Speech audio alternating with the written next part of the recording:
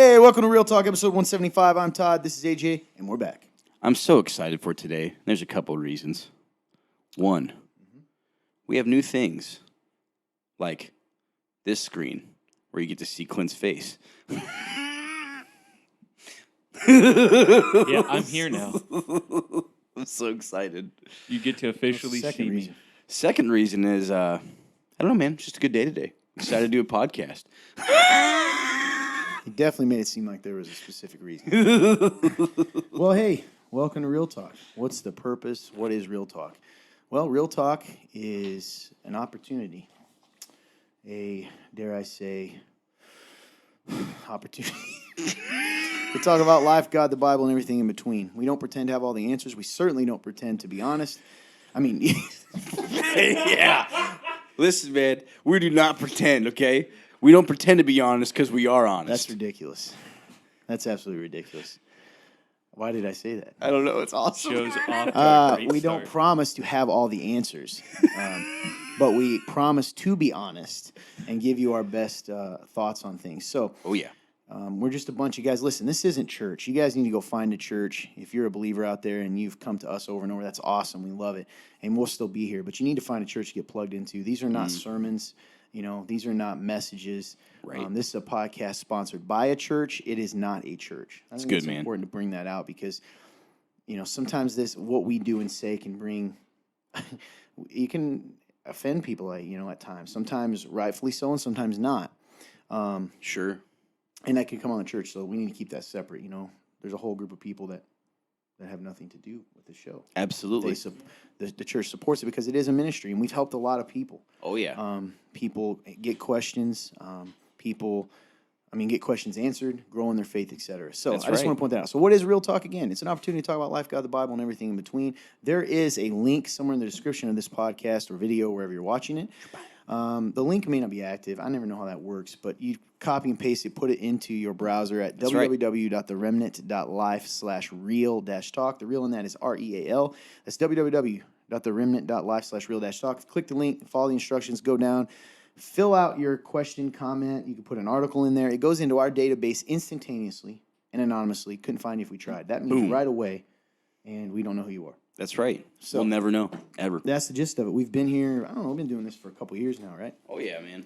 Probably closer to 3. 3 years. I think so. I think it was 19. 175 episodes, man. That's right, dude. And was it December of 2018? It was definitely cold. I remember that because we were wearing jackets. Yep.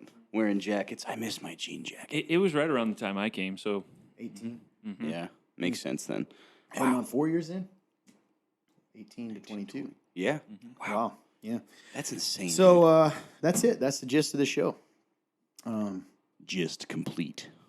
I think that's it, right? That's pretty much all I need. We have a lot of good questions today. That's exciting. We keep saying we're going to get to these articles. Maybe we will. Maybe we won't. Yeah, we got a man. lot of questions. I think they're pretty good today. Got a good Questions mix. been rolling in. Yes, they have. They've been rolling in. All right. Well, AJ says explain and give the link. I did that. Mhm. Hype the fundraiser. So, y'all, I have some exciting news. This week, we have only a couple things left to complete here. One is just we're trying to figure out. The pay thing. Yep. Yeah, I heard that, and I have questions about that. We'll talk later. Yep. So there's that, and then just Meaning how you guys finishing can up- donate. Yes, and then just finishing up our logo, which I'm excited for you guys to see because it's absolutely ridiculous. But after that, man, we should be going live with this fundraiser for my hair and my face. So this is very exciting. So stay tuned. We're hoping for this week that you guys will be able to donate to make my hair look insane. With all the proceeds going back to the show. That's right, man. Excitement. Cool stuff. All right. Well, AJ, do you have anything you want to share about your life? How are things going? Let's see. Man, I should have wrote stuff down because I did have something. And that proves to you that this show is unscripted. 100%.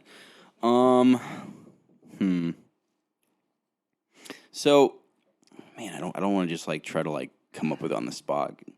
Dang it, I don't remember. So you don't have anything. I guess I don't have anything this week because I Okay. can't think of Hey, what man, I had that something happens. specific and I don't have it. Should have wrote it down. My bad, y'all. This has been a really great start to the show this week. There's been several times, I'm going to be honest with you, where I said, cut, let's redo this. But at this point, I suppose there's no We're live. point to do that. We're already down the river. We're going down the river. I just view this show as a precursor for whenever Real Talk Live comes back. Yeah, because you can't restart then. That's a fact. Oh yeah, That's We'll Oh, do yeah. it live. So that'll come someday. in the Has future. the for those that don't know, we used to do this show live. Okay, this podcast in a way, and it would be on Facebook primarily. Did we do YouTube at the same time? Towards the end, we started Yeah, on we YouTube. started. Now we've mentioned, and we are going to start it again. The Yes. issue is it used to be on at I think 8:30 on Thursdays. That's correct. Yes, it was. The issue is that we use another area of our building to film that, right? That's different than the studio. Yes. And we have a lot going on Thursdays now. We've got some small groups meeting, and I know those people want to be a part of that show. So it's Yep. kind of put us in a spot of we may have to move the day. Yeah, So man. it's looking like, tentatively, we've talked about Mondays. Mm-hmm. We don't want to go Fridays because you're all having a party, probably It's going true. out, enjoying your day. You're not Friday you're and not gonna Saturday, chill you with only us. get to watch. Yeah, so, I mean, that's just reality. Exactly. Could do Sunday. Be a lot for us. Sunday evening Yeah. or afternoon. But could do that, or Mondays. So let us know your thoughts on that. If you're a longtime viewer and you used to watch Real Talk Live, we'd love to know your opinion. It's looking like probably a Monday, maybe a Sunday. Maybe. I just threw that one out. Yeah. But every other day here is pretty taken up. Yeah, man. It is hard to kind of like readjust and put that back in. Yeah. So we're figuring it out.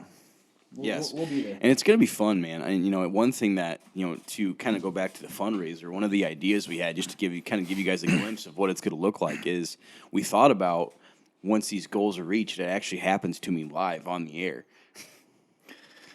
which would be absolutely, that's part of it. I think there's a lot not being described. I always try to think of people who are listening to this for the first time, and you're just talking about your hair and your beard or whatever. So for some odd reason, guys, long-term viewers of this show enjoy paying to torture AJ or to make him look ridiculous. It's true. So there's a lot of different options to. Yeah, I don't know. You're essentially paying to make him look silly, I think. Absolutely. And And he's gonna do it. I know him enough to know he will do it. So Yep. if it's have a red, white, and blue mustache, I don't know what the choice. He'll do it. it's something like that along think those there's lines. one of them that's Yes, like red, that. white, and blue hair and beard. Man, that is really rough, though. It is Because rough. you're gonna what are you gonna do in society? I don't know. Look, it'll be I guess okay. you know what? Once I'm in it, and Just people gonna see hide me, until you get to a normal one. no, I'll just go out and about, and I'll just embrace it. And if people ask, like, what the heck's going on? I'll say, I'm doing a fundraiser.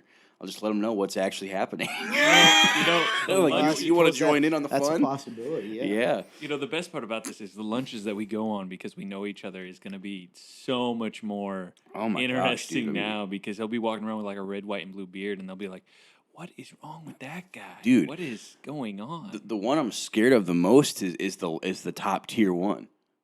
What is that one? You know what? I think. No, you can't. It makes sense not to release it. Okay. Yeah. So it's something crazy. Though. Oh, it's absolutely. bad. Like, I mean, it's Well, we'll leave it at that. It's pretty rough, man. Oh yeah. It's pretty rough. So I'll just say, hey, Well, brother. there you go. You kind of what? I'll say, hey, brother. Maybe I'll give you a clue. You already. I mean, I know now. All right. Well, I guess that's kind of catching people up in your life. Yeah. How about you, man? What about you? You got anything?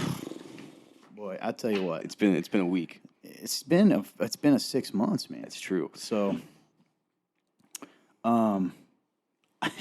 it's difficult to know how to discuss all of this. It has been a very difficult several months, particularly the last few months. I mean, we could go back, right, to, I mean, I'm not going to, if long-term viewers of the show, you know what's been going on. It's been rough personally, professionally, a lot of flack, I say hate because I have a lack of a better word, using the term of just people being upset. And some of it may be rightfully so, and a lot of it probably not because of assumptions. And it's not just the show. Just in my personal life, it's been rough, man. Yeah, dude. And it's tough. It's really, really, really hard. And I had a talk the other day, and, one thing I want to clarify, sometimes when we talk about people, let's say, I just had this thought because I was talking, just because, let's say, I'm trying to think, the enemy,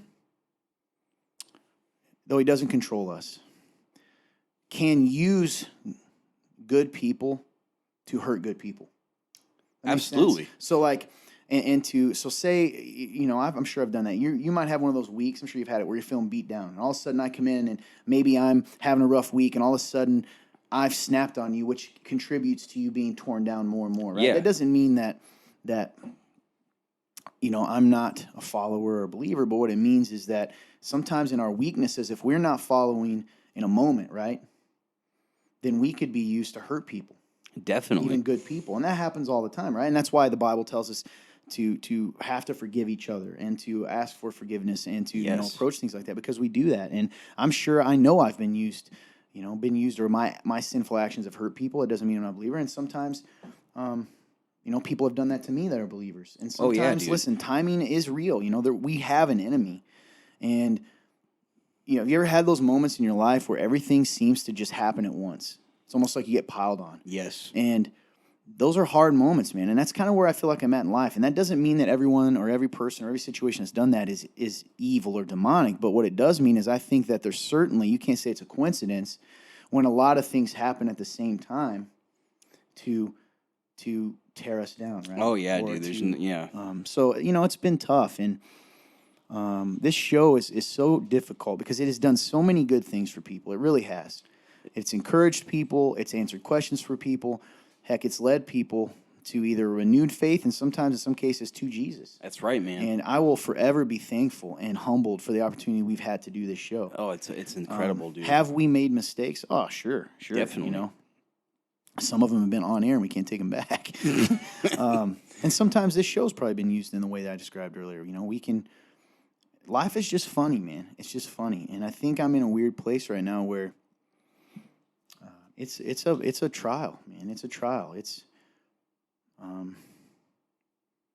I think a lot of times as humans, what we tend to do is we tend to take someone's flaws, their faults, and sometimes their sins, and what we want to do is we want to make that the person's character because it's easier that way, right? So let me give you an example. If I say you hurt me, okay, it's way easier for me to just say you're a scumbag, lying, evil person than it is to deal with the fact that I have to forgive you and I have to live life with you somehow. So much easier and the other way. And view you as a brother in Christ still, right? It's easier because I've made you evil, which means I feel justified to treat you the way I want to treat you. And to feel Does the that way make sense? I feel. And I think we all do that because we want things to be black and white sometimes. We want things to be good people, bad people. And the reality is what Scripture tells us is, first and foremost, we're all bad people without Jesus, right? Amen. But secondly is that good people can do bad things. And I'm guilty of this as well at times. But I think that's what's tough, man, is that people can use, I don't know, sometimes it's even lies. If I don't know you and I hear, I don't know, you stole from the treasury at your previous church. I don't know, if I've never met you, already I'm coming in with a preconceived notion of who you are and what you're about. Yep. So then anytime you make an action, let's say you say, hey, I found $5. My mind, if I'm not careful, can immediately go, oh, where'd you get that? Yep. I start to fit. Where'd he take it from? Exactly. I start to fit your life into the narrative that I've created. Mm-hmm. Does that make sense? Yep. And that's so hard. Like you said, that's hard to not do that. It is, man. It's hard to not do it to other people, but it's tough when it's done to you. Yes. And, I'm learning a lot through all this. I'm not going to sit here. I've been wronged. I'm not going to lie. Okay. There have been people that have made a lot of assumptions about me. There have been people that have taken real things I've done. Some things I've done in the past are real and they're sin. And that's just consequences when people think what they think. Yes.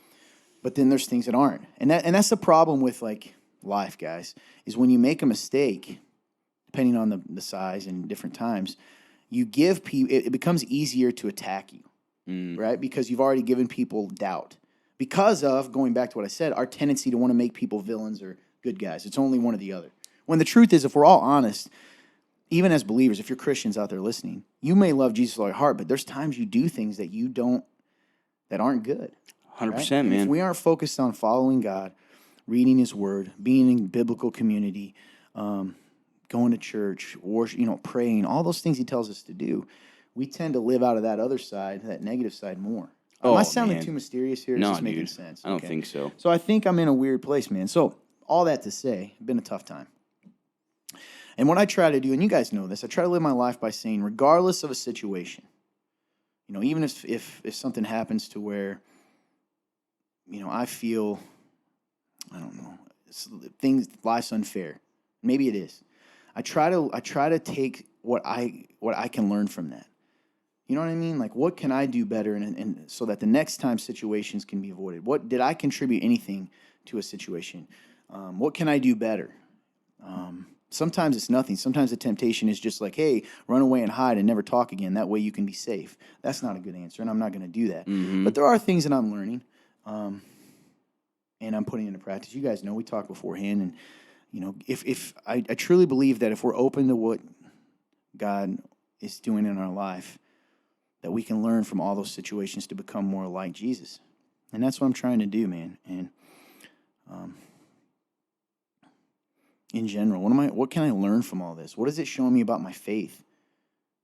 Because sometimes I think it's hard, man, to when people think a certain thing of you, regardless, right? Or like life's not fair. Maybe it's not even people. Life's not fair. You can start to think of all the reasons why you deserve it. Deserve the bad. Does that make sense? Oh yeah. And maybe I'm the only one that feels that way at times. No. So one thing what's that? I said I relate to that. Yeah. So one thing I'm trying to do is like that is me being weak in my faith though, because I have to have my faith so rooted in Jesus that right or wrong, if I make mistakes that my identity is still secure and I do what God told me and I repent, and if I didn't and it's people good or bad that are making assumptions, that I can still stand strong in who I am in that too. And that's one thing I'm learning is, man, my faith in certain areas, right? There's always these little areas that, you're chinking your armor that can get poked, man. And you're like, man, I thought I was strong, in that area. And all of a sudden that rocked my world. Yep. And it's just that one little spot that was uncovered, man. It's wild. So that's probably I hope it doesn't seem like a bunch of rambling, but. No, man. Beyond that, I have to make some decisions. Like, got a cool opportunity to coach a sport, youth sport. That's all I'll say. And I was really gung ho and excited. And what I do tend to do, one of my, it's good and bad, is I dive head first into things. I was about to literally say that. When you want to do something, you better be doing it in the next 5 minutes. Or so I dove in. I mean, I pushed and got and put myself out there and got it right. And it was cool and met a lot. And now all of a sudden I'm starting to do this happens. I'm going, how does this functionally work in my life? Yeah. How do I? Because it's going to take a sacrifice time-wise, and like, do I have the time to sacrifice? That's hard, man. And you brought up a good point earlier when I was kind of talking about this off camera because I was asking your guys' advice, and I think Funturn brought it up. I was like, well, what's your goals, man? Like, what do you want? And I don't know, man. I don't know. There is definitely goals, but also I want to be responsible and respectful to the responsibilities I already have. You know what I mean? Like. Does that make sense? Oh, 100%. So that's another area that it's kind of like, gosh, darn it. And it's hard because it's hard to like weigh between, is this like a decision that's being made? It's kind of what you said, like, is it being made out of like the fear of not being able to say fit that, or is it more like I don't know? It's just hard to make those decisions, man. There's so many factors. Yeah, exactly. Here's what I'll say. The reason I asked that question is because something I've had to realize in my life is, one, I can't sacrifice what I'm already supposed to be doing. And I've already failed at that in my life, and I need to live in a way that I can get that under control. However, with what goals I've set for myself in my own personal life, and these are the things I'm striving to do. It's why I go to the gym. It's why I do these things that I'm trying to do, and why I'm trying to do all the little things that you guys have kind of seen off camera, especially YouTube probably. I've had to realize that I can't necessarily sacrifice this, but I can sacrifice this. So I can sacrifice sleep to get what I want, but at the end of the day, I may accidentally sacrifice this. So one of the things with all my training that I've been trying to do or going to the gym is I've accidentally sacrificed friendship. So now I've had to put that in perspective and sacrifice this. So when it comes to sacrifice, the idea is more of what are your goals and what are your dreams? Because if this is a goal and a dream, then pursue it. It's part of that grind. It's part of what it is. That's what I've read and what I've seen, even what you've taught me back in the day, Todd, honestly. At the end of the day, then it becomes a part of that grind. But if it's something that you genuinely are just like, well, this would have been cool to do, but I don't really want to do it, then maybe it's time to let it go to rest. Yeah. It's like me with wrestling. Yeah. Oh, that's a good point. Because I've went back like 3 times, man. Because you want to do it. But then it's like, I also know, like, I think that was just me like chasing a ghost. you know. Ah, dude, and that's kind of sad in a way, though, isn't it? Like that saying that we always say, you do have to pick your sacrifice. In Oh, life. Yeah, yeah. man. Like to do one thing, you usually are having to give up something else. Absolutely. That's really hard Actually, 100%. because a lot of time. What? it just goes into a question that I answer later. So sometimes it's sort of, yeah, man, that's a sad thing. And I don't know, I'm Lord willing, I'm still young, Yeah, dude. fairly young, and I can there's opportunities to do things, but yeah, it's hard, man. It's hard to decide, like you said, because you are giving something else up. Yes. Definitely. Man, I don't know. I'm still in this weird place too, with this existential crisis I've been talking about. Uh-huh. Now, it's not a midlife crisis because I've pondered this and I've looked at it. Because apparently, when you do midlife crisis, because it would be early, but my life, who knows? You know me, I'm over it. I got to think about everything. But my life's changed a lot in the past couple years, and it's made me think about life. And we've talked a lot about how fast life goes, Oh man. but also sort of like the things that matter and the things that don't. And then it can kind of make you sad if you focus on it. And I think, man, that's all part of it. Even this, right? Like you only have so much time to do so many things. It's scary, And man. that's hard, man. That is so hard. And I get why some people, some guys, we talk about it a lot, sort of fall into that mindset of like, okay, I know what I'm doing. I've got my job. I'm going to go home. I'm going to eat, have family time, go to bed. And there's nothing wrong with that.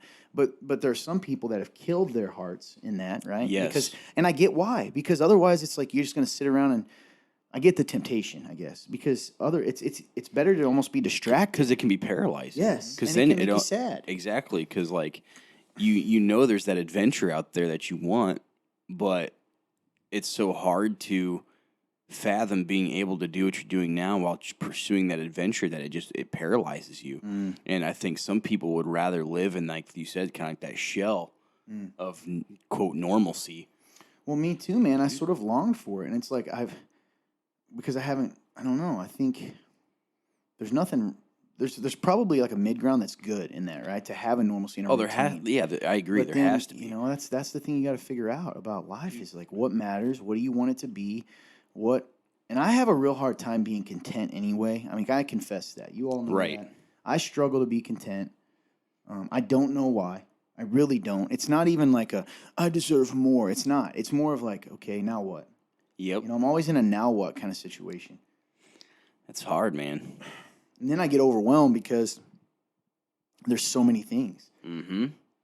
That's one of the things I'm learning too is, I don't know, I've got to start choosing what to put a lot of my time and effort into. It's Instead hard, of dude. 50 different things that are exciting, and especially as our church has continued to grow and continue to, what an incredible, that leads to something we didn't talk about. We had our baptism service this past week. Oh yeah. Incredible time for our church. So we do it. I love it. I guess I shouldn't move on too fast. So I miss the cool, like as we grow, and we'll talk about the baptism service in a second, and these cool moments happen. I feel like sometimes, like, I hate that. I feel as though sometimes you feel unprepared, Mm-hmm.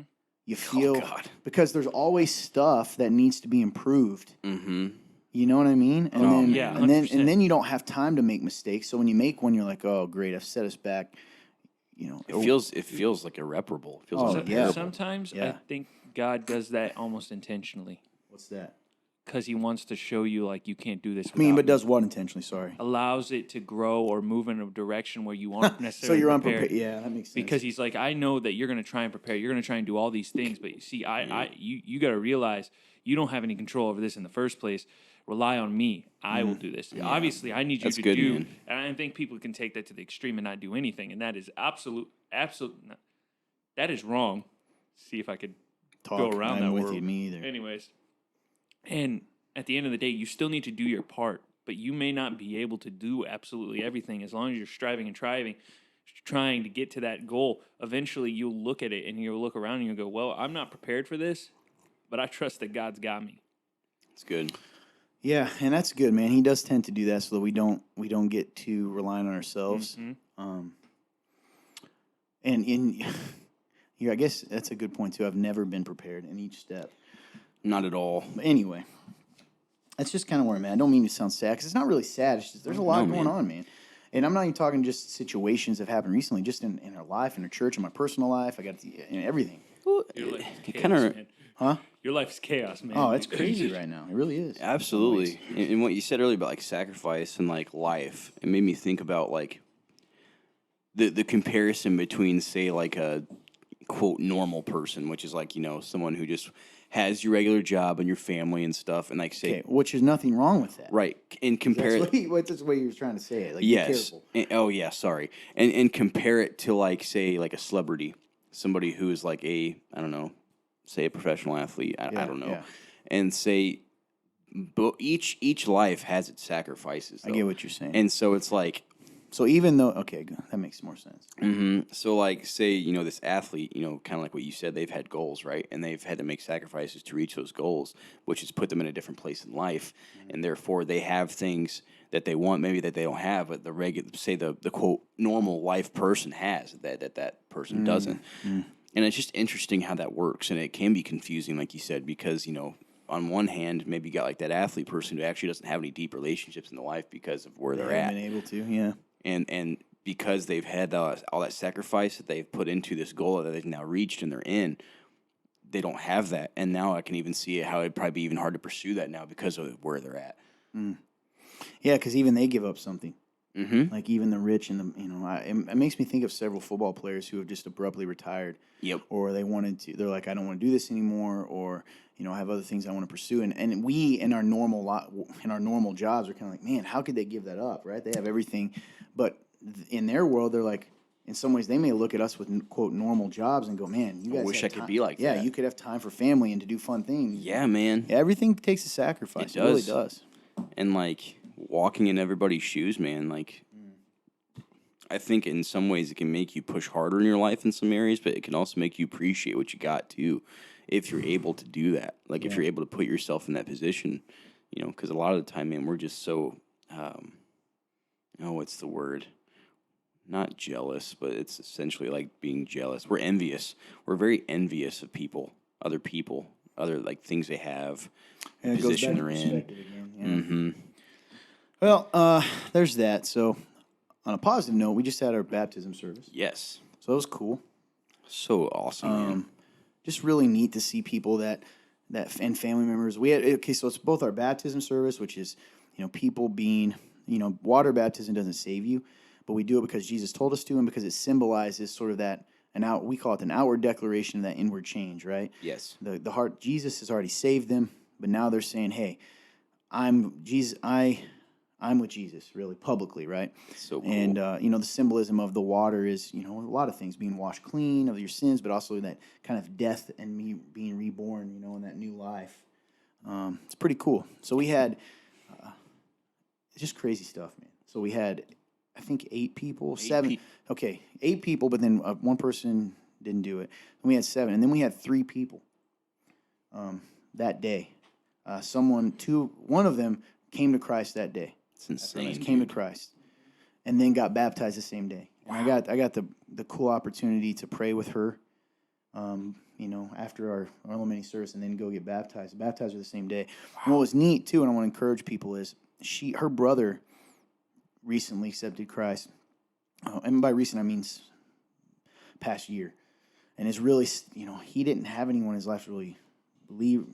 A believer that I know of. He certainly wasn't raised in. He kind of just kept doing it and standing firm and going to church and living it out. And then, what's cool? The same day we got to baptize his wife, his wife, and his sister, all because of his faith to invite people to live it out, to show them some different one. And it was a cool moment, man.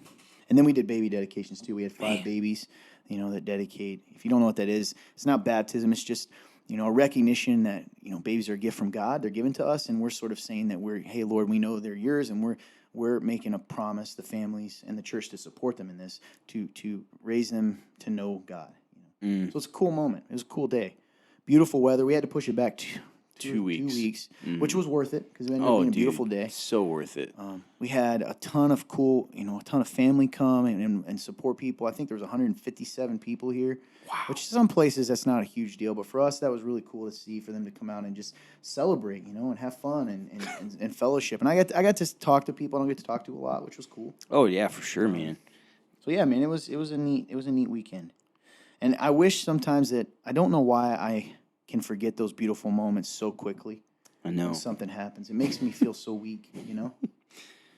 I get it though.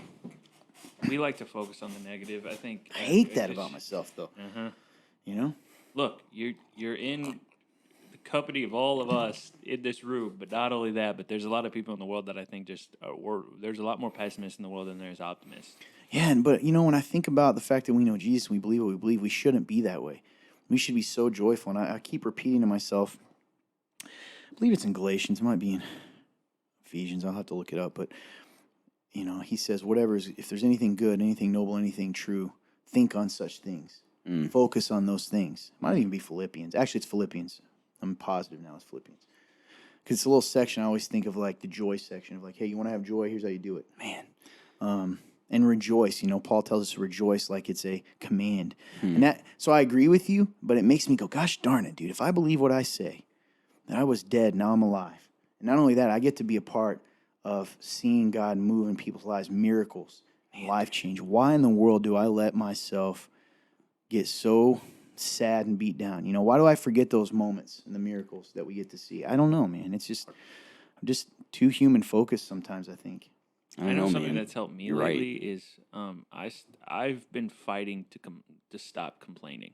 It's good. Not to say that your feelings are real, but I have chosen to look at my feelings and go, you lie to me a lot, and until we Amen, get this yeah, under that's true. control, I'm not going to trust you. So I'm gonna have to think on things more, and that doesn't mean like I turn them off. But when I start to complain, there's a lot of not only psychology but other things about this where like people talk about the idea of complaining naturally leads to that negative thought process, and it naturally lives to that thing. But it also goes to the Bible. Don't let that stuff come out of your mouth. Like it's the same thing as foul language. I forget where it is, but that also was the verse that made me stop cussing. But don't let all that stuff come out of you because it doesn't matter. And look at yourself and say, why am I complaining? I can either fix this or I'm complaining about something I shouldn't be complaining about. Something that I have no right to complain about, and I should be looking at the positive of the situation, not actually looking at this, because otherwise the situation will never improve, because complaining leads to a negative thought process that does not lead to change. Negative thought processes regularly lead to change. They typically lead to anger and discontent and bitterness, which in your bitterness, you're not going to move. It's good, man. Yeah, you're right, man. I think that's good too. And I think sometimes, I don't want to say what I'm working on yet, kind of like I always tell you guys, but that's part of something I'm working on is because I'm a verbal processor, I want to say everything, I think. And I think there is there's power in words. And I think sometimes we need to be careful what we're saying. Oh, definitely. And focus on the positive, because when you start saying those negative things over and over, you know. So I've been convicted. It's funny you said that. I've been convicted lately, just like I want to be a joy bringer to you guys and be someone. I said that months ago, but I don't want to drag. So it's just that thin line of processing when you're struggling, but 100%, dude. But also, like, do I come to you guys when I'm having a great day as much as I do when I have a rough day? Dude, That's so funny you say that, because I was just thinking like something similar is like, how often do we actually live in the true hope of the gospel? Like, Not enough. yeah, man, because like But we don't listen to him when he tells us how to do that. it's true. very true. Think on whatever's good, whatever's noble, whatever's true. Think on such things. I don't do that enough. No. I don't. I act like my mind is like not mind to control. It's true. You just feel what you like you think whatever's going through your mind, you think that's like all reality that you can't control, and then boom, you're just like in that weird place, that negative place. So it's like, you know, that's what it made me think of, is like living in the true hope of the gospel. And then it reminds me of a sermon you preached, I think it was like in like 2018, maybe 2019. But, you know, talking about like remember the moments, remember the miracles. Yeah, it's been coming to my mind a lot too. You know, and you kind of even said that, like those moments, right? That's what it reminded me of. And it's like, dang, dude, you're right. And something that you said this last Sunday when you were up there preaching, you know, was like, don't forget where you came from. And I was like, dang, dude, like I so often forget where I came from. And it's because, you know, I think I tend to look at it as if I remember who I was, it's gonna make me sad. But that's not that's not always true. Like if I look back and I remember who I was and who I am now, man, that should give me so much hope. And like it should make me realize that I have grown and I have taken steps in my faith. And it's like that should inspire me to keep going and that to give that hope to other people. And it's like, dang it. I think part of it too. That's good, man. And I was sitting here thinking what you said. I think part of it is the culture, and we talk about this a lot. Christian culture is so hard because we all feel the pressure there's just not a lot of grace, man, given to each other. And It's true. We're always, and we said this even a couple weeks ago. We're constantly looking out. We're like, it's almost like we're constantly on the lookout for wolves in sheep's clothing. I've said this so many times, and we end up shooting sheep because we're like, well, I'd rather shoot that guy just in case he's a wolf than be careful. And I think the thing God's telling us is certainly when it comes to false teachings, stuff like that. But when it comes to like, we need to err on the side of grace and err on the side of let God. Jesus gives over and over and over let God separate them over and over and over. Jesus gives us these parables: the wheat and the tares, right? The sheep and the goats, and the fish. Even he gives a parable about catching fish. He'll throw out the good ones and keep that's what the kingdom of God's like. He's a big net that pulls up in all these sheep, and at the end, the fisherman separates them into the good. Like at the end of the day, we're not going to know. Only He's going to know who is a believer and who isn't. And Yes. Certainly we should always confront behavior, like sinful behavior, but the goal should be for restoration and repentance and healing. And I just think, we can all be guilty of that at times. Just trying to find the bad guys in the church instead of, focus on loving each other, or focus. And kind of goes back to the same thing. Focus on the positive stuff. Yeah. And again, that doesn't mean we don't stand up for truth and we don't stand up against evil. Those kinds of things. But do we put as much effort in to just loving each other? And going back to what you said, I think the culture sometimes makes it hard to focus on the good. Because people are always, it feels like people are waiting to pounce on anything you do. Oh yeah. Yeah, man. And As that is proof that you're a wolf, right? And that's everybody, not just us. Yes, that creates fear. Yes. I mean, it's sad. Yeah. Which I actually wanted to encourage you. You just reminded me of something when you were talking about your own life earlier. I wanted to encourage you, man, that because you're like, I don't know if I'm being too vague. Like, you do such a good job of like telling people about your life because like it goes back to Christian culture. Like, one of the challenges of this podcast is, we call it Real Talk because, like you said, we want to talk about real life and everything, but it's also a Christian podcast, and if anything, we've been attacked more by Christians than anybody else. And so it's interesting. Oh, without a doubt. And I just wanted to encourage you, man, that, like, you do a great job. Like, I appreciate that. yeah, dude. Forgot to say that earlier. Well, you guys too, man, because you guys have been, attacked before and stuff. And I don't know. But at the end of the day, I want to end with this part of the conversation by saying, hey, we've been blessed. Oh, yeah. We are so blessed to get to hang out with you guys that are listening right now. Yes. I'm telling you, I promise you, we do not take that for granted. We pray before each episode that we're a light and encouragement to you guys, that we're thankful for this opportunity. We do not take that for granted. Yes, we're knuckleheads sometimes. Yes, we make mistakes. And I think part of what you're saying is because this show's unscripted and we want to show you guys that it's okay to process things and it's okay to figure things out. And it's okay to even make mistakes at times as you're pursuing Jesus because you're going to. But sometimes in doing that, we make mistakes and we open ourselves to criticism. And so, forgive us for those times. But you got to ask yourself, am I spending my time? Maybe some people aren't regular listeners. Are you looking for those mistakes? Or are you trying to find God in it, in what we're doing, and because He is here. I believe that. He's in these questions, man. Because here's the other thing. These questions have made me think. Me too. And deepen my faith. Absolutely. So, good stuff. Different kind of show, man, from the last few weeks where we've been joking a lot and the frog stuff and all. Yeah. So yeah. Those of you that are used to the funny stuff, sorry, today was a little more serious. It was, man. But we got good questions. You guys Absolutely. ready to roll? Let's get it. What? Just looked at one of the questions. It's going to be fantastic later on. Oh, okay. Here we go. AJ, you ready? Question number 1. This is a long one. But interesting given the topic we just talked about. Exactly. There are a lot. Here's the question.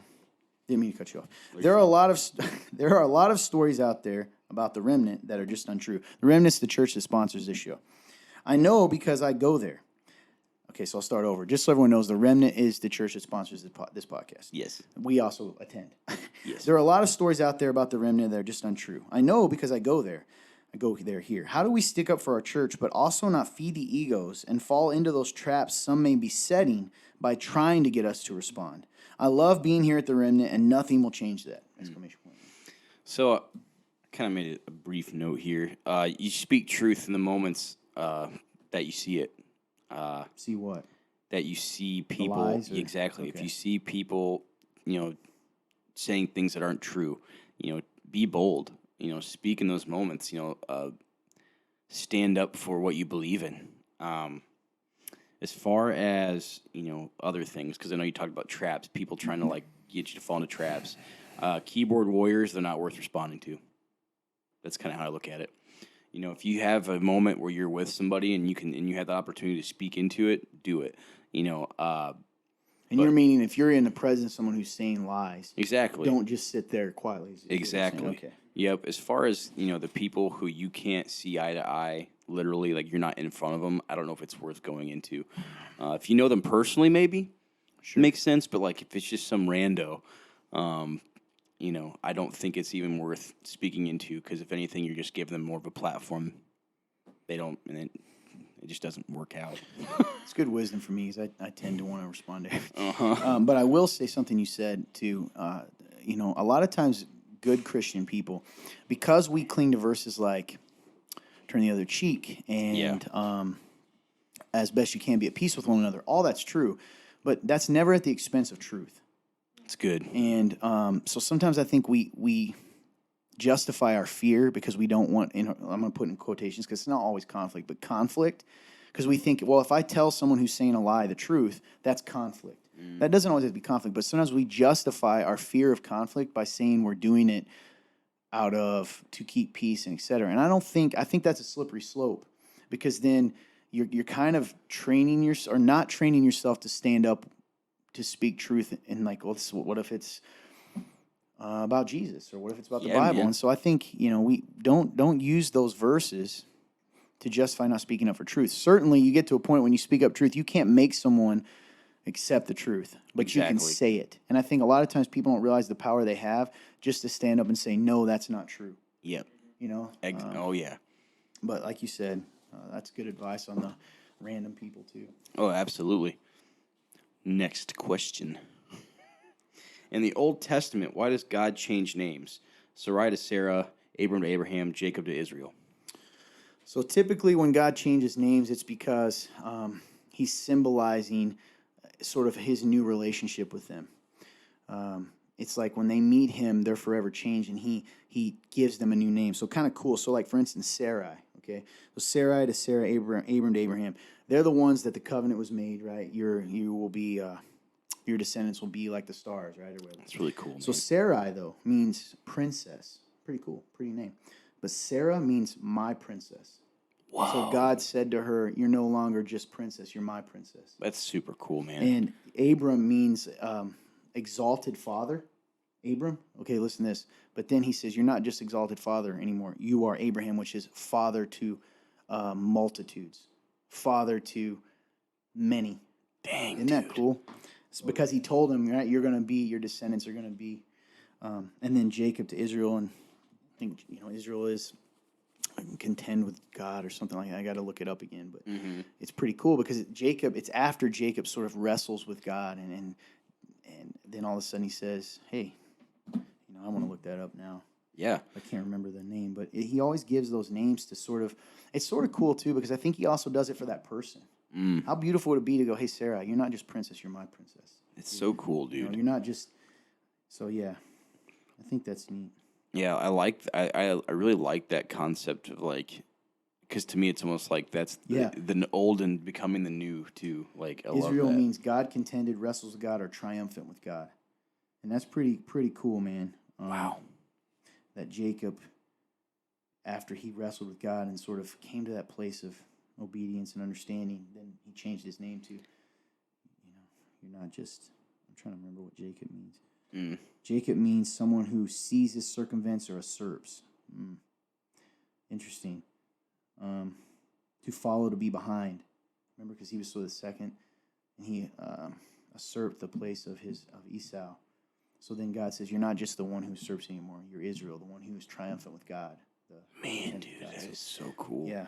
He does it because it symbolizes something, a promise, or a new beginning in a way. It always has a meaning. It's beautiful. Beautiful stuff.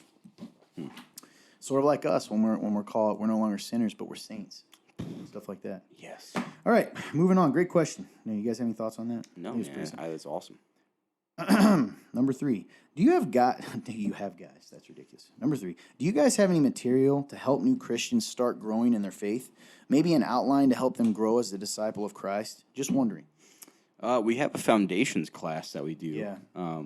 It kind of dives deeper into what you're claiming to believe when you become when you accept Christ. Really cool class. I've been a part of it a couple times, and it's just like I learn something new every time. Super cool. Random here, we kind of had like a thought a while ago, and I don't know if it's just like we had a thought of almost doing like care packages for like new Christians. Like I always thought that was a cool idea too. So we have the foundations class, and then we've thrown around different ideas as well. And we've got life groups too that could help. That we're going to be starting here soon, which are they're smaller groups of people that meet in homes where you can really have that discipleship. Yes. The biggest thing to help a new Christian start growing in their faith is to plug them in to a church and to people who can help disciple them. That's so good. And that is a great question, by the way, because that's something that I think in churches, we in our excitement to get them, quote, saved, we can sort of, okay, see ya. And I never wanted, that happened to me, and I'm so thankful for the church that put on the play that led to my salvation, but I wandered around for years.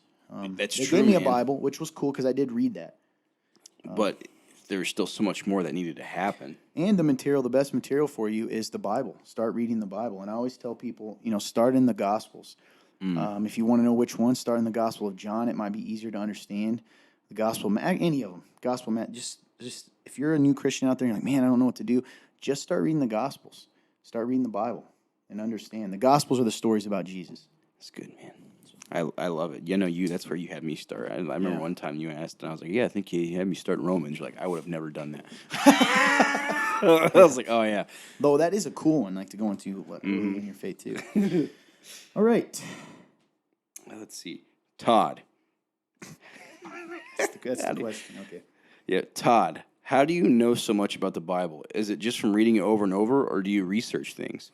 Both. So, I love to. I've read it many times. I read it. I look things up. But I also love. I think we've talked about this. I research a lot. I'm a nerd. So you go ahead. You can. Big time researcher. Yeah. So I will start. This is kind of a joke with us. I mentioned this the other day. I was asked by someone. I was like, "Oh, what are you looking at?" I was like, "I'm just studying Gorbachev." I don't even know how I get there. So that happens like in the Bible too. And when I tell people, a lot of the questions the reason we do this show is because I had a lot of those questions.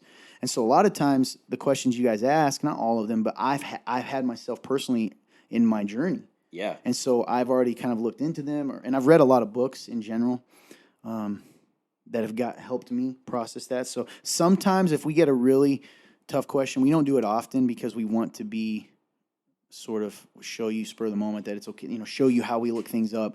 But there's been times certainly that there's been questions that either I research later after the show because I'm like, man, that's a great question. Yeah. Or a few times even before. So a little bit of both. But a lot of it is just if you read the Bible, you're gonna pick up a lot if you read it over and over and over again. Yeah, man. And you gotta like you said, you got a passion for it, man. Like it's real to you. Yeah. I want to. Yeah, and that's true. Thank you. I want to know the answers the best I can. Unfortunately, or for some of them, we just got to trust God. There ain't That's answers. true, man. Yeah, it's a little bit of both. Great question. AJ. Yeah. Hey, you got to name one. AJ, do you hear that? That was my stomach. Holy If cow. you guys heard that, that'll be crazy. That was my stomach growling. I heard it from back here. Did you so really? yeah. So it's 100% going to be on yeah, there. yeah. Guys, I want you to know that was my stomach growling. I'm gonna take it and raise the Don't audio. do that. I'm just kidding. I'm just kidding. Because I want to know if they can just hear it normal. I'll listen You know to it what I mean? later to see. Anyway, if you heard that, I apologize. That was my stomach. All right, here we go.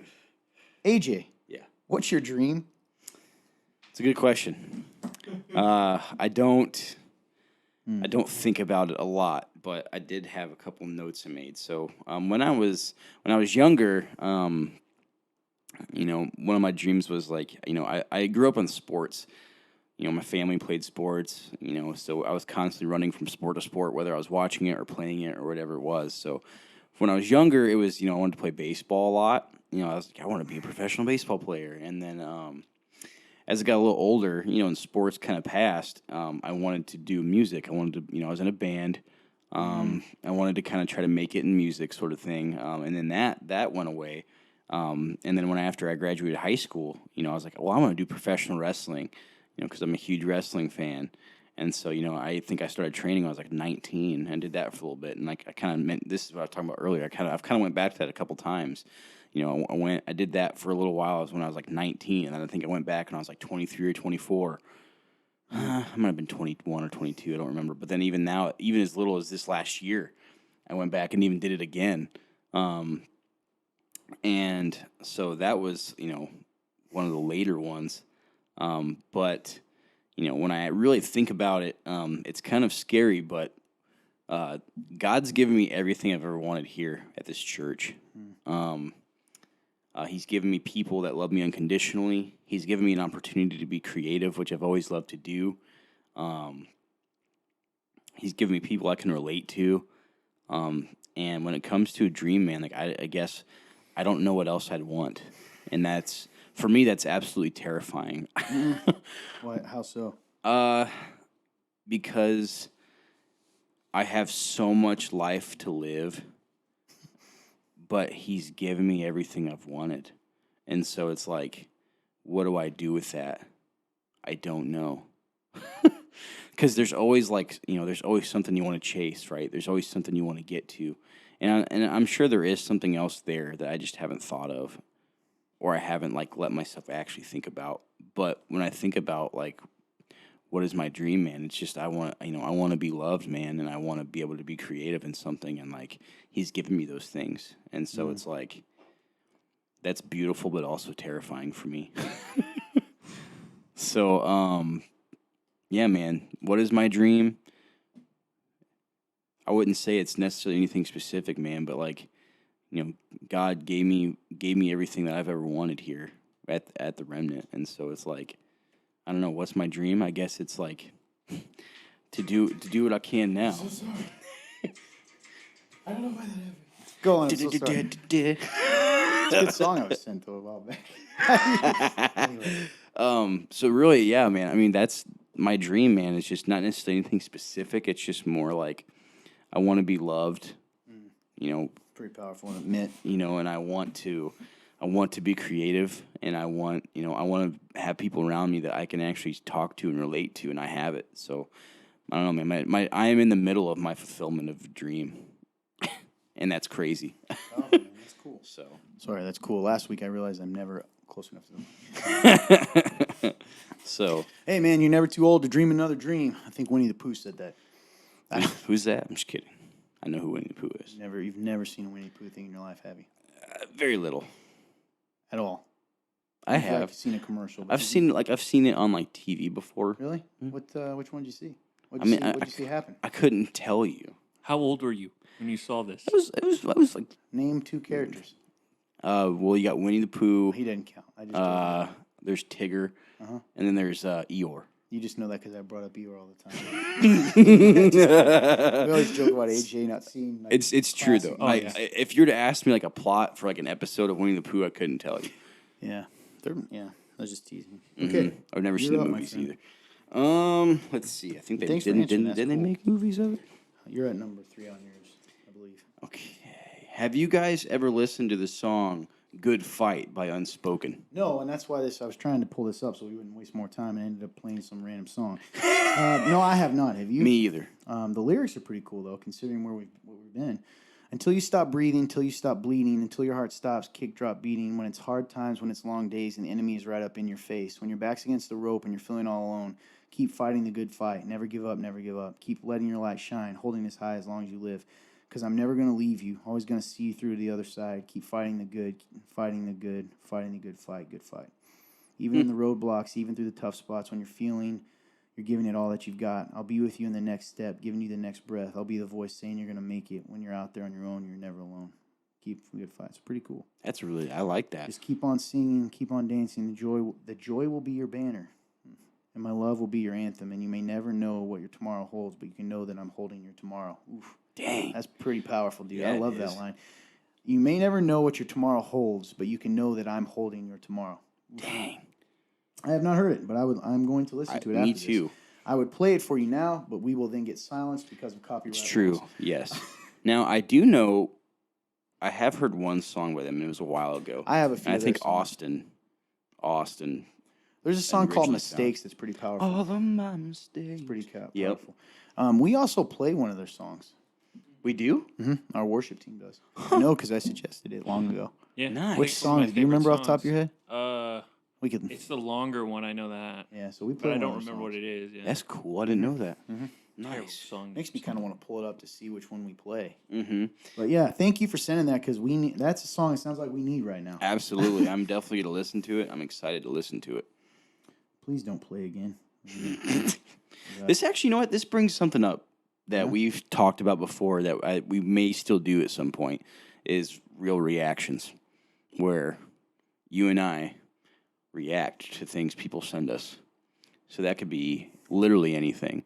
You know, I'm sure if any of you are familiar with YouTube, which I'm sure most of you are, a lot of people these days, you know, do reaction channels where they just have people send stuff to them to react to, and they react to it, and you know, and then they post it. So we've thought about doing something similar to that, and I think it'd be cool. So this would be a great example of something to react to. Man, they look different than I anticipated them to. Very different. Did not expect that. Really cool. I'm looking forward to listening to that. Thank you for saying that. Absolutely.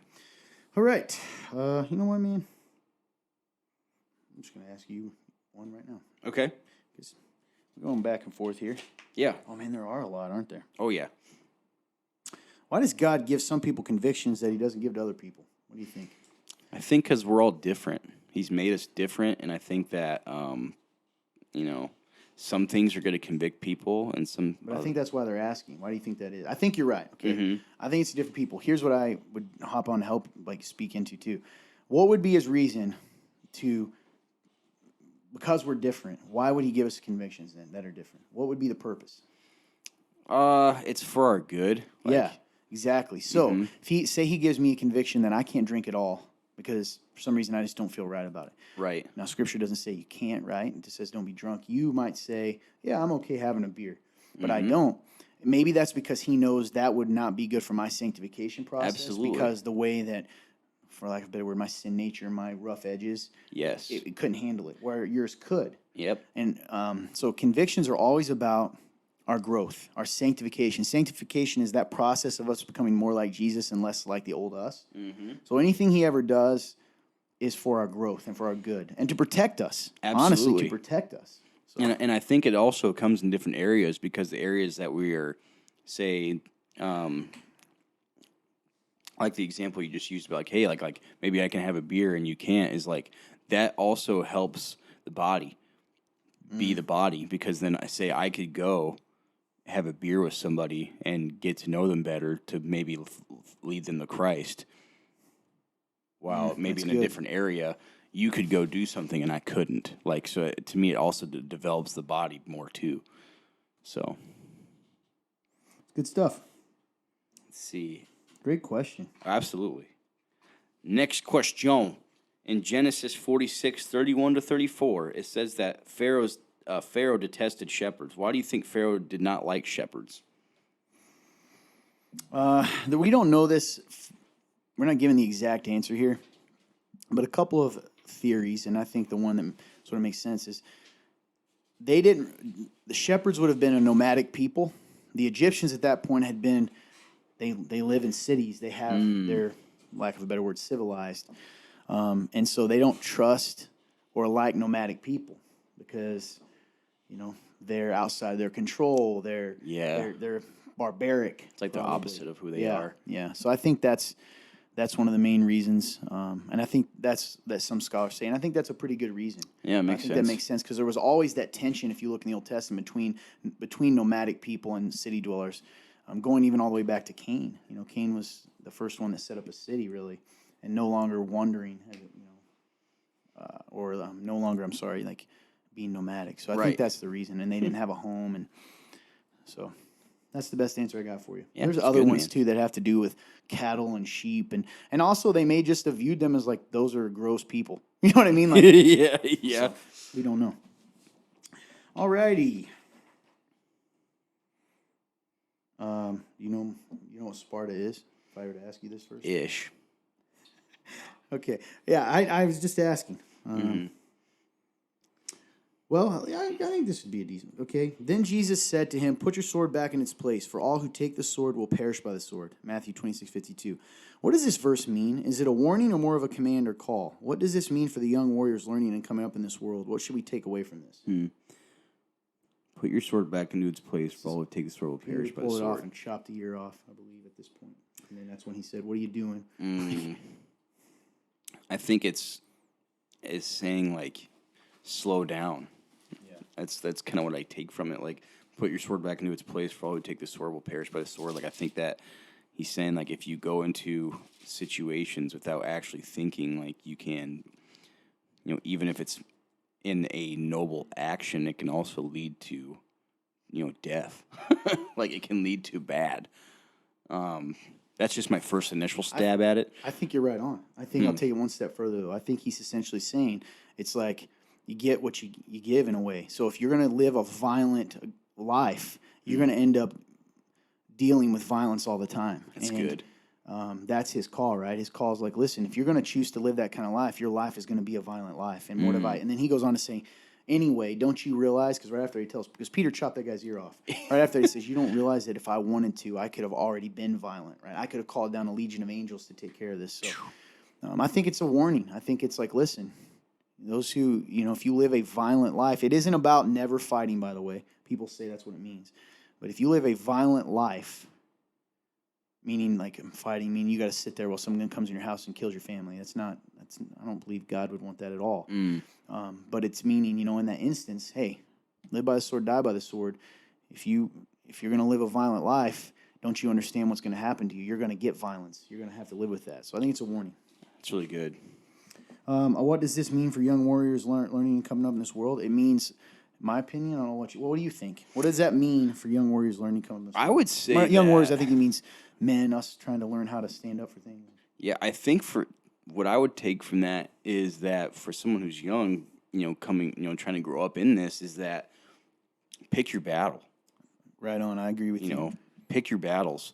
You're equipped with a sword for a reason. Know when to use it. It doesn't mean keep it in its sheath your whole life. That's for sure not, because people will say, the meek will inherit the earth.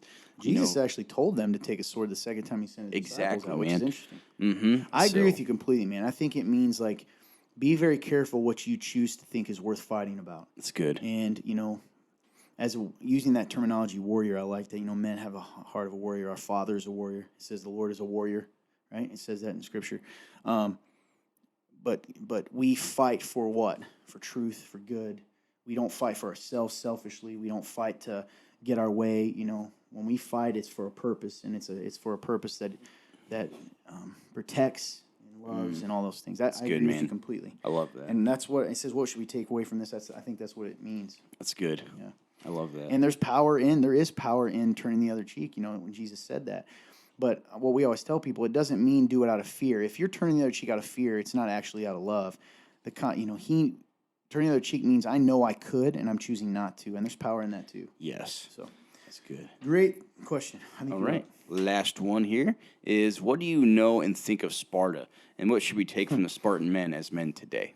Interesting. So Sparta, this isn't necessarily a biblical question, but I like it. This is Sparta. So, Sparta was a city-state in ancient Greece, Greek times, and they were renowned for their warrior culture. They were all warriors. Even the women were trained to fight to a degree. There's an old saying, though, like it was such a warrior culture that mothers would tell their sons, was it either come back with your shield or on your shield, meaning you either win or you come back dead. And so they had a lot of discipline, there's a lot of stories about what they did. Some say they sent their children out when they come of age to kill like a wild animal, all kinds of things. Very harsh culture. But they were also, people didn't mess with them. That's where the old saying comes, where I believe it was Philip the Great came and said, hey, if you don't surrender, if we attack you, you'll be destroyed, kind of thing. He can look, and then they said back to him, the Spartan response was just, if. Right? And then the other one is, come and take them. Right? That's sick. Yeah, so do you know the exact quote, Funturn? You have it pulled up? Go ahead. I can Give me a second. I gotta. Oh, okay. Get So back while to he's my doing that, quotes. that's pretty cool, man, for the heart of a man. It is. There was, certainly some evil in that. Clearly, they weren't Christians. So what I think there's something to the idea, though, of there are things worth fighting for. Kind of goes with the last question. Did you find it? Yeah. Yeah. If invading Greece and receiving the submission of other key city states, Philip the second of I was right about Philip. Macedonia sent a message to Sparta: "If I invade Laconia, you will be destroyed and never to rise again." The Spartan ephors replied with a single word: "If." That's awesome. Which he did not, by the way. If you're Philip, what do you even say to that? I'd be like, He knew their reputation. They would have all died to the man. Well, 300. Yes. That whole idea. That's like 300 men held off that pass for a while. The funny thing about the women is they said, like, English women, civilized women, as they said, used to say to Laconian women, they would be like, "You are the only women in the world who can talk to men like that way." And Lithuanian women responded was like, "Because we are the only one that bring forth men into this world." Gosh, dang. Philip, by the way, Philip II, that's Alexander the Great's dad. Oh, okay. Wow. Yeah. So is Sparta still known for this kind of culture to this day? No, I don't think Sparta, the city, even exists anymore. The ruins of it. Oh, gotcha. But what can we take of that, man? I don't know. The confidence, the willingness to, are there things you're willing to die for? Yeah, man. Faith and higher to callings. fight. They, and there is something too. They fought for their families in a way too, right? They fought to protect their city, and they would go, like you just heard, they'd go.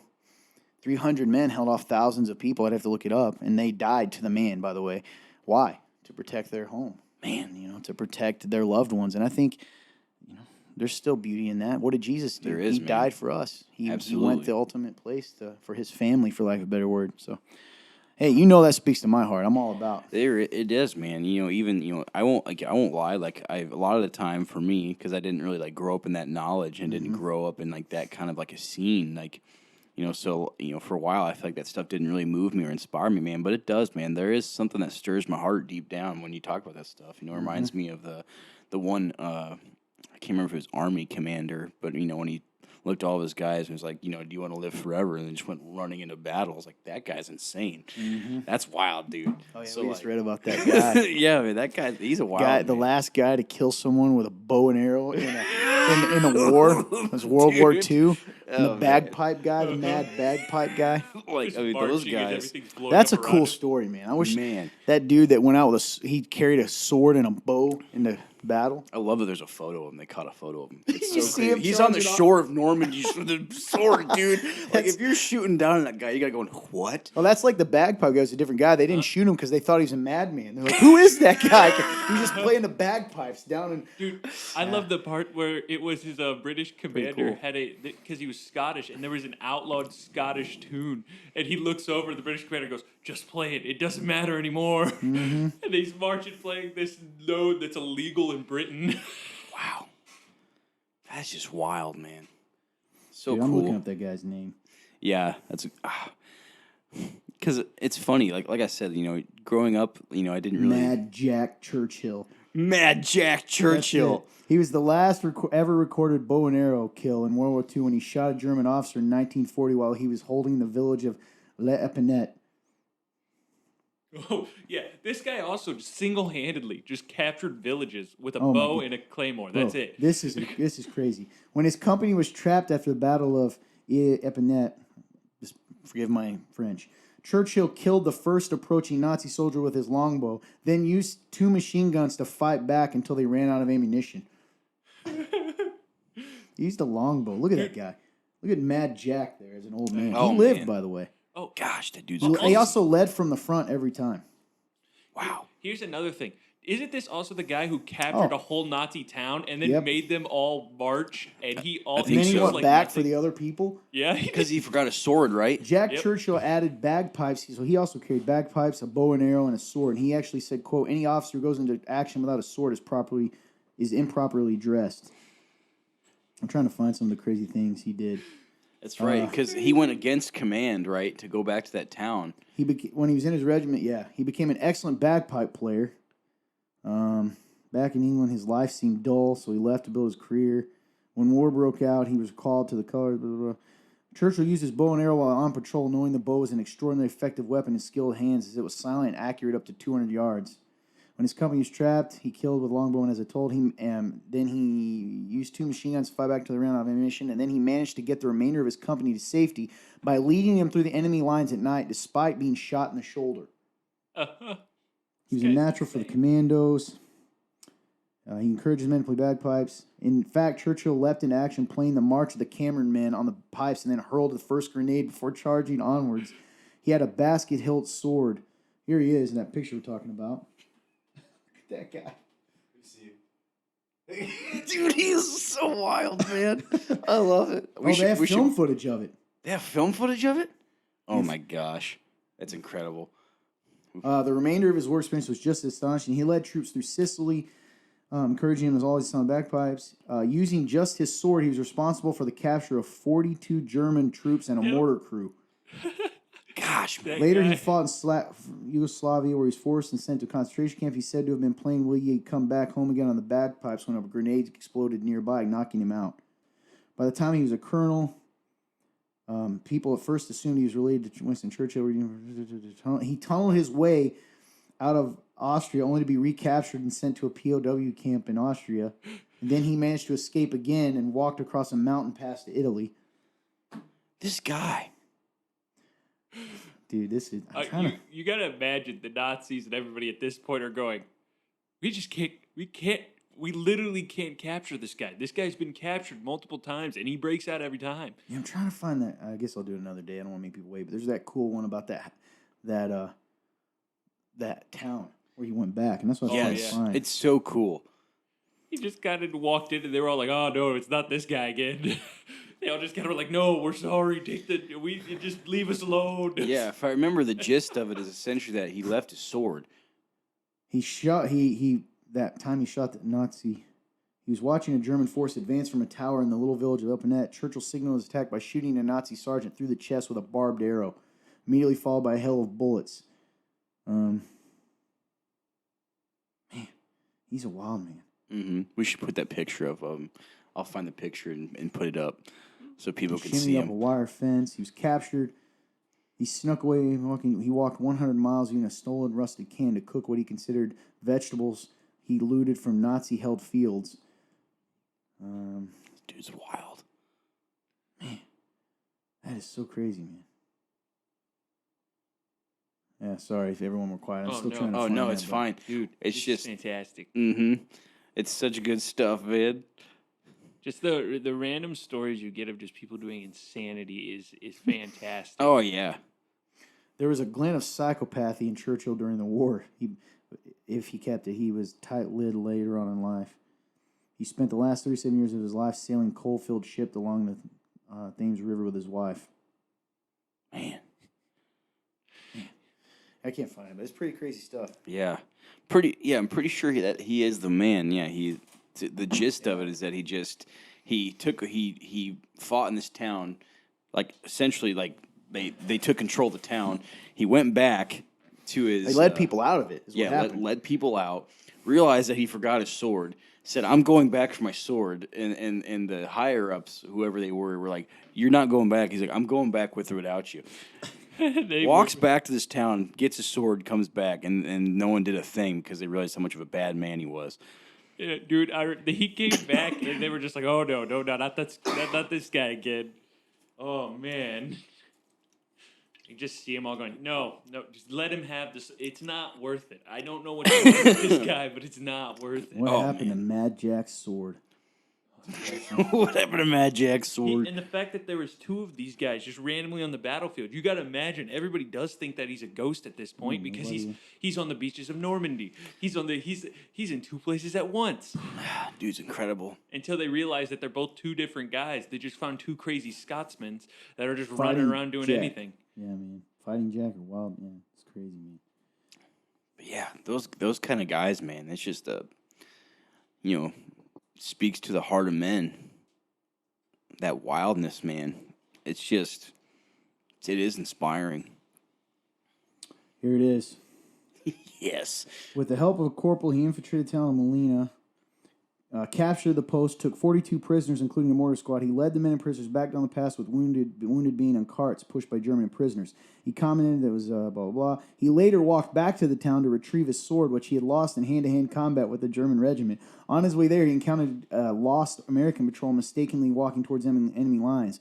When the NCO in command of the patrol refused to turn around, Churchill told him that he was going his own way and that he wouldn't come back for a bloody third time.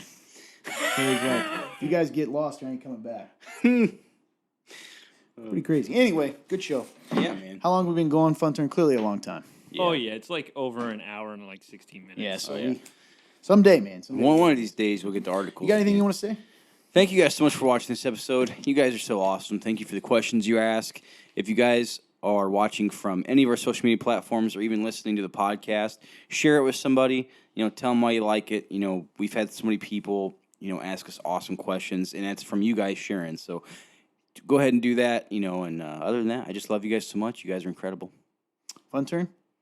He says no. Hey, I don't have anything either. We love you guys. We appreciate you. Hey, remember this. It doesn't matter at the end of the day. When you put your faith in Christ, you're going to mess up. You're going to make mistakes. There's going to be people that accuse you of not being real, that accuse you of not truly following. They're gonna try to say all these kinds of things. It's gonna happen. Jesus told us it's gonna happen. But you got to cling to the truth. And the truth is that He said He'll never let go of you. Jesus said that Himself, and I believe John 14, somewhere in there. So you can go look that up. So at the end of the day, if you put your faith in Jesus, you're secure. Nothing can take you from His hand. Nothing can separate you from the love of God. Even you when you act like a knucklehead, right? Like we all do. So God loves you so much. If you don't know Him, even today, He's chasing you, wanting you to come home, wanting you to be saved, wanting you to have eternity with Him. So you owe it to yourself to take that seriously and to look into that. God loves you right where you're at. Even in the muck of your life, if you feel like you're trapped in mistakes and addictions and all those things, is that Jesus still loves you. You don't have to wait to get that cleaned up to be saved. The Bible says if you believe in your heart, confess with your lips that Jesus Christ is Lord, if you're willing to say you are who you say you are, I'm sorry for what I've done, put my trust in you, that you'll be saved, period. That's it. So God loves you. Have a great day, and God bless you.